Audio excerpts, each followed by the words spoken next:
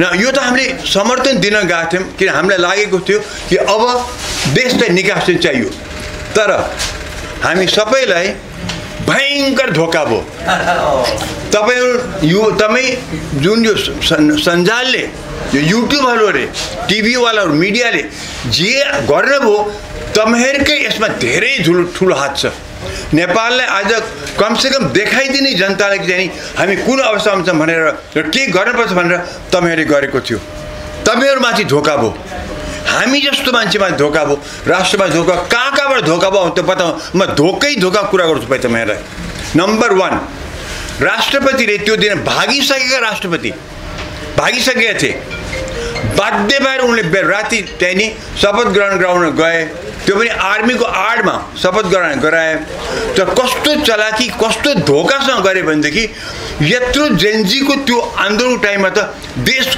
भयङ्कर अवस्थामा थियो अस्तव्यस्त थियो त्यसमा चाहिँ गए चाहिँ नि उनले जो शपथ ग्रहण गराए के गर्दै भनेदेखि पुरानै संविधान टेकेर गर्दै कुन चाहिँ नि यस्तो विद्रोह रेभोल्युसन अघिल्लो संविधान टेकेर गरिन्छ कुन चाहिँ नि 46 सालमा पञ्चायतको टेक्या हो 62 चाहिँ 46 को टेक्या हो तुरुन्तै अन्तरिम संविधान हुन्छ या हुन त्यसको आधारमा अगाडि बढिन्छ नम्बर 1 राष्ट्रपतिले दिनसम्म धोका दिए यी दलीय मान्छे भएको हुनाले उनले कसैको दिन परामर्शमा गरेका हुन् नेतृत्व दलका व्यक्ति भए दोस्रो कुरा प्रधानमन्त्री सुशीला कार्की त्यत्रो चाहिँ नि त्यत्रो जानकार चीफ जस्टिस भएको मान्छे उहाँले भन्नु पर्दैन तपाईले मलाई शपथ के को आधारमा दिलाउँदै हुनुहुन्छ मैले त अगाडि त मैले काम गर्नु छ जेनजीको मुद्दा लिएर आएका छन् म प्रधानमन्त्री बन्ने हो भने त संविधानले मलाई बनाएको होइन मलाई बनाएको जेनजीको आन्दोलनले त यो जेनजीको नै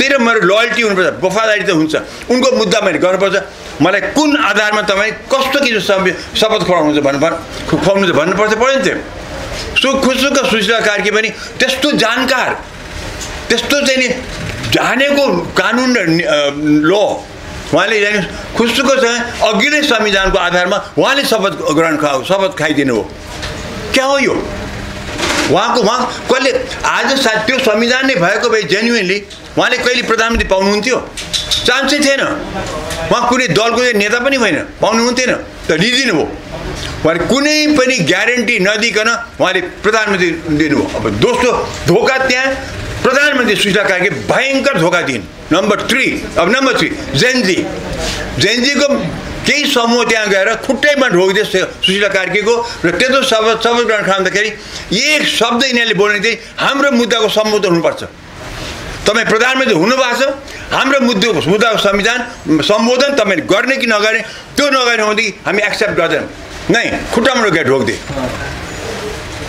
त्यस्तो धोका चौथो धोका जेनजी अघि सुरेनजीले भन्नुभयो नि को नेता पनि थाहा छैन समूह छन् कोसँग कुरा गर्ने त्यो पनि थाहा छैन म मैत्रीको मण्डलमा त्यो दिन उभिँदाखेरि म भन्न गएको 3टा कुरा तपाईलाई धेरै धन्यवाद छ यो विद्रोह गरिदिनु भएकोमा नम्बर 2 तपाईलाई अगाडिका शुभकामना दिन चाहन्छु तेस्रो कुरा घुसपेट भयङ्कर हुन्छ तपाईलाई बदनामी गराउँछन् दल सबै तपाईमाथि लाग्छ होस्ट गर्नु भन्न गएको थिएँ किन तपाईहरुमा जोश देखियो होस्ट चाहिँ देखेन भन्न गएको थिएँ म भन्न पाइन भनेपछि त्यहाँ जेनजीको चाहिँ किनभने त्यो नेतृत्वमै पाइन बस उभिँदाखेरि त त्यो माओवादीको समूह रे त्यो चाहिँ नि बालन शाहको समूह रे भन्छन् मलाई त्यहाँ त गएकी नेतृत्व गर्ने छैन अनि अहिले म सुन्दै 3 4 5 6 फ्याक भइसकेका छन् तिनले पनि को थियो नेतृत्व के भने सञ्जालबाट आउनुस्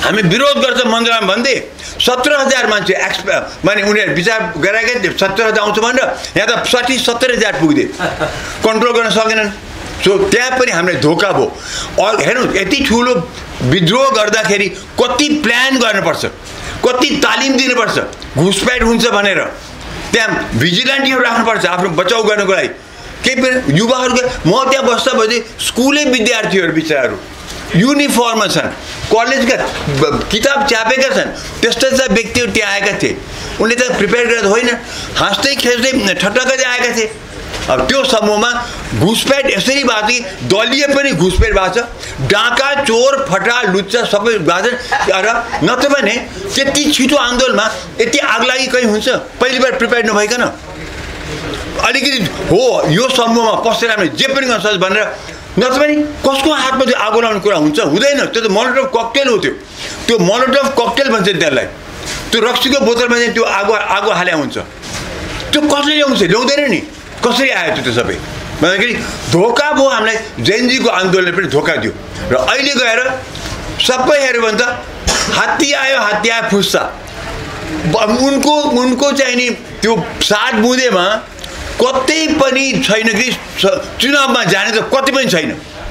तर हाम्रो प्रधानमन्त्री सोझे भनिदिनु पहिलो उसमा चाहिँ मेरो सरकार चुनावी सरकार, म अरू केही पनि गर्न सक्दिनँ, शासकीय स्वरूप पनि चेन्ज गर्न सक्दिनँ, के भन्छ त्यो के खान भने त प्रधानमन्त्री? त्यो बेला चाहिँ जेनजीले तत्काल चाहिँ नि उनलाई घेरेर चाहिँ त्यस प्रधानमन्त्री गेट आउट भन्न सक्नु पर्थ्यो। अब सम्बोधन नगर्ने यत्रो आन्दोलन, यति मान्छे मरे, यत्रो विध्वंस, फाइदा के भयो त? यो उही प्रचण्डले 17 मान्छे मारेर आए, फाइदा के भयो त हामीलाई जनयुद्धको? यस्तो धोका दिन पाइन्छ? आज के नाक मुक्री चाहिँ जेनजी भन्छ आज फेरि हामी चाहिँ नि विद्रोह गर्छौँ। के विद्रोह 10 हुनसक्छ? हामीले 36 सालमा विद्रोह गरेर नेक्स्ट विद्रोह भयो 46 सालमा। हामी सडकमा 46 सालमा उत्रौँ अनि त्यो भयो 56 साल 57 सालमा आयो। 57 मा उत्रौँ हामी 62 मा आइपुग्यौँ। के यो विद्रोह यत्रो ठुलो विद्रोह 5 दिनमा 10 मा हुनसक्छ? के कुरा गरे यो? जब चाहिँ तातै सरकार आफ्नो थियो तर एउटा पनि मन्त्री त्यहाँ छैनन्, जेनजीको एउटा व्यक्ति पनि गइदैन। सुने के भनेदेखि उनले भर गरे बालन शाहमाथि। बालनको त दुलो सोझ्यो, उसले त प्रधानमन्त्री आफ्नो हालिदियो, उसले नै समर्थन गरे, आफ्नो मान्छे गृहमन्त्री बनाइदियो, सिद्धि इलेक्सनमा जाने के त बालन शाहको त बोला होइन। फाइदा अगर जेनजीको यो आन्दोलनमा कसैलाई फाइदा भएको छ भने एउटा व्यक्ति बालन शाहलाई फाइदा भएको छ, अरू कसैलाई फाइदा भएको छैन। देश विध्वंसमा गयो, खत्तम भयो, पोलिटिक्स अस्तव्यस्त भयो, हामीले के पनि पाएनौँ। तर बालन शाहले पाए चाहिँ नि उनले गृहमन्त्री पाए र प्रधानमन्त्री आफ्नो। हेर्नु त बेमानी। त्यसपछि गएर जब प्रधानमन्त्रीले पनि म के पनि गर्न सक्दिनँ, चुनावी सरकार त चुनावी सरकार रे कुन किसिमको चुनावमा जाने त? यो जेनजीको आन्दोलन त यो कम्प्लिट आमूल परिवर्तनको लागि थियो। भ्रष्टाचार आउट, यो अहिलेको पोलिटिक्स स्थिति आउट, संविधान टोटल उनले भनेको छ पुनर्लेखन नै हुनुपर्छ भनेका थिए र उनी जाने केमा चुनावमा के को लागि? पुरानै संविधान टेकेर, पुरानै संसदको लागि, पुरानै दलहरूको लागि, पुरानै ती कुहिएका नेताहरूको लागि उनलाई कसै प्रतिबन्ध नलगाइकन चुनावमा जान्दिएपछि पैसा उनीसँग, गुन्डा उनीसँग, बुथ क्याप्चरिङ उनीहरूसँग, प्रशासन उनीहरूसँग उनी जित्दैनन्। हेर्नुहोस् अब हेर्नु होला यही हिसाबले चुनावमा गइयो भनेदेखि त्यही नेताहरू सबै चुनेर आउँछन्, तपाईँलाई पनि खत्तम पार्छन्, हामीलाई पनि खत्तम पार्छन्। किनभनेदेखि प्रतिशोध गर्छन्। अब सबैले गर्छन्। सुरेन्द्र केसी पनि खत्तम हुनुहुन्छ, म पनि खत्तम, तपाईँहरूको पनि। अब त उनीहरूले यो मिडियाले त खत्तम नै पार्छन्, किनभने त्यो त सङ्केत देखिसकेको छ। भनेदेखि यस्तो अन्यलको अवस्थामा चाहिँ आज हामी पुऱ्याए पनि यो पनि कहीँ हुन्छ। यत्रो रेभोल्युसन, अद्वितीय संसारको रेभोल्युसन कहीँ नभएको, सत्ता प्राप्तिको लागि नै थिएन। यो त शुद्धिकरण थियो। सारा मुलुकको चाहिँ यो गनाएको मुलुकमा चाहिँ शुद्धिकरणको लागि थियो, सत्ता प्राप्ति हुन गयो। अनि मैले भनेको थिएँ यस्तो हो भने युवालाई उनले जानेका छैनन्, सिक्न पर्यो। मैले भनेको छु मिडियामा कि सुरेन्द्र केही जस्तोले सोध्नुहोस्, अरू पनि छन् यस्ता धेरै छन्, त सोध्नुहोस् कसरी अगाडि बढ्ने। तपाईँले थाहा छैन, तपाईँले सत्ता प्राप्तिको लागि गरेको होइन, शुद्धिकरणको लागि थियो। अचानक सत्ता प्राप्तिमा गयो, सत्ता त पाउनु भयो, अरूले पो सत्ता क्याप्चर गरेर तपाईँ केही पनि हिस्सा बुढी किच्च दाँत भइदियो। उनीहरूको त एउटा पनि मन्त्री छैन। हेर्नुहोस्, मैले पनि त्यसपछि भइगयो। तपाईँको जतिवटा जो मन्त्री आए पनि अब तपाईँले आफ्नो 3टा या 4वटा आफ्नै जेनजी हाल्नुहोस् त्यहाँ। अर्थो नभए पनि आफ्नो मुद्दालाई बचाउनुको लागि यहाँ सुशीला कार्की त खत्तम गरिसके नि तपाईँहरूको मुद्दा। तपाईँहरू जानुहोस् त्यहाँ, त्यति मात्रै होइन, आर्मीको 2जना आर्मीले मनोनित गरेको 2जना त्यहाँ राख्नुहोस्। आर्मीको मान्छे भन्दैन, सिभिलियन भए पनि हुन्छ, उनको पनि दिनुहोस्। किन अब अहिले आर्मीलाई साथ नलिई हुँदैन। किनभने अब देश यस्तो खराब अवस्थामा छ, यस्तो चाहिँ सुरक्षाको समस्या परेको छ। आर्मीले पनि सुरक्षाले पनि त्यही भनिसक्यो। हामी अहिले आर्मीलाई डेफिनेटली मन्त्रीमण्डलभित्र नघुसाए पनि उनको प्रतिनिधित्व गरिकन त्यहाँ डिफेन्स मिनिस्टरले आर्मीबाटै मनोज मान्छे गएर आर्मीलाई टोटल कन्ट्रोल गरेर शान्ति सुरक्षा हामीलाई चाहिएको छ। यो अहिलेको मन्त्रीमण्डल त्यो दिन सक्दैन, मैले देखिसकेँ। अब हेर्नु, जेएनजीको आधारमा यो क्याबिनेट बन्यो। हिजो जेएनजीकै व्यक्तिहरू माइतीको मण्डलामा चाहिँ गएर आन्दोलन गर्दाखेरि समातेर लगे।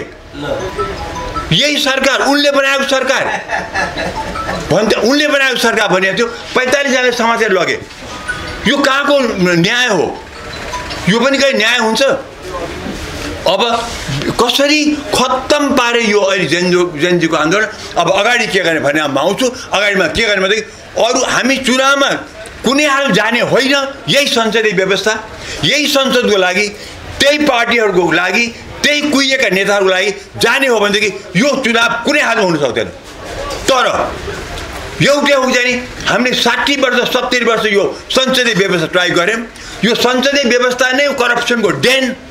यो संसदीय व्यवस्थामा करप्सनबाट संसदीय व्यवस्था भएको हुनाले अब प्रशस्त यिनलाई नापिसक्यो, यिनलाई ट्राई गरिसक्यो, फेल भइसक्यो। अब अर्को सिस्टममा जानुपर्छ।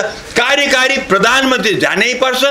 त्यहाँ नजाने हो भनेदेखि र चुनाव त्यसको लागि नहुने भनेदेखि यो चुनाव हामीले जानै हुँदैन, हामीले एब्सोल्युटली हुँदैन भन्न सक्नुपर्छ। किनभने यही संसद, यही पार्टी, यही गन्दाहरूले, यही नेताहरूले चुनेर फेरि आयो भनेदेखि नेपाल अर्को 5 वर्षमा नेपालमा चाहिँ ध्वस्त पार्दैन कि तपाईँ मिडिया, हामी जस्ता इन्डिपेन्डेन्ट बोल्नेहरू हामी सबैलाई खत्तम पार्छन्। मुलुक त ध्वस्त नै हुन्छ। यिनले लुटेर चाहिँ भाग्छन्। अस्ति पनि देउबाजीले त बिदाको दिनमा पनि आफ्नो पासपोर्ट बनाइ नै सक्नु भएको छ।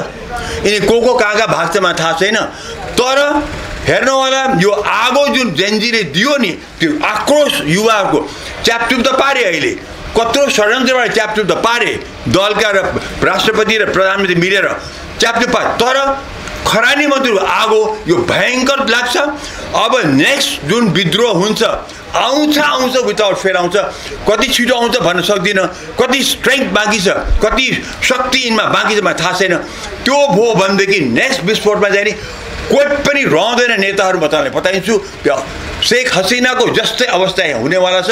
हामी अब चुनावमा जाँदाखेरि कुनै हालतमा यही संसदीय व्यवस्था जान हुँदैन। गयौँ भनेदेखि नेपाल डुब्छ। कार्यकारी बनाऊ, मन्त्रीहरू बाहिरबाट आउँछन्। त्यसमा जस्तो कि त्यसमा जाने भनौँ न, स्वच्छ व्यक्तिहरू मन्त्रीले पनि सुरेन्द्र केजी मन्त्री हुन सक्नुहुन्छ, ऋषि धमला मन्त्री हुनसक्छ, माने जो पनि स्वस्थ व्यक्ति आउन सक्छन्, भ्रष्टाचार नगरेका व्यक्ति आउन सक्छ।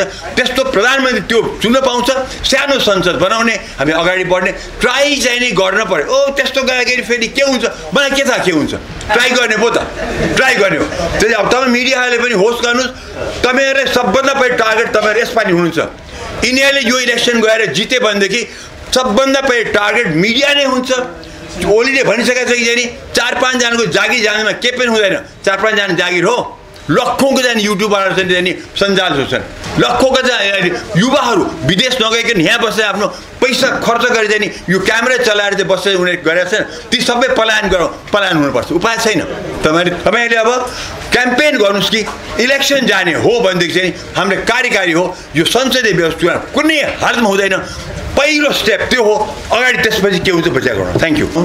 जेएनजीको आन्दोलनको जो दिन डाक्टर सुरेन्द्र केसीसँग मैले फोनमा कुरा गरेको थिएँ।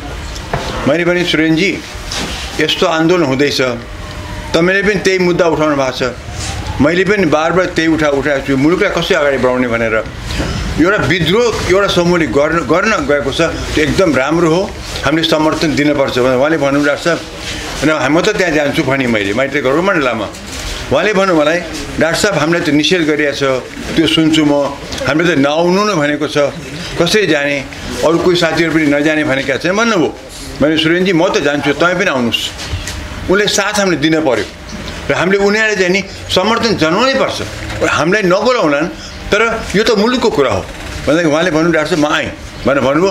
हामी उहाँ आउनुभयो आफ्नो घरतिरबाट, म गएँ मेरो घरतिरबाट, म माइतीको मण्डलमा पुगेर म अब त जुलुसमा जाने कुरा थिएन, त्यहाँ बसेँ 1.5-2 घन्टा बसेँ।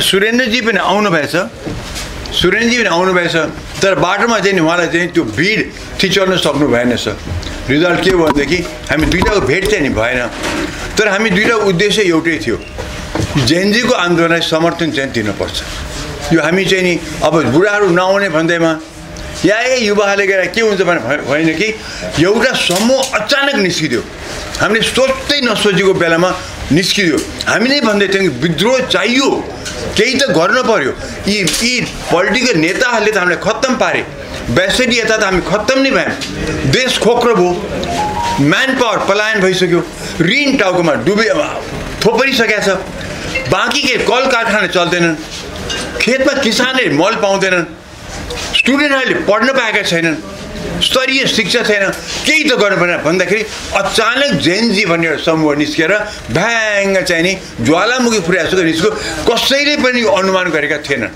र अगर पोलिटिकल पार्टीहरूले अनुमान भएको थियो भने यो जेएनजीको आन्दोलन त्यो दिन त्यो रूप लिन पनि सक्दैन थियो उनीहरू चाहिँ च्याप्चुपै पार्थे तर अचानक आइदियो त्यसमा उहाँ पनि फस्नुभयो एक ठाउँमा म पनि एक ठाउँमा बसेँ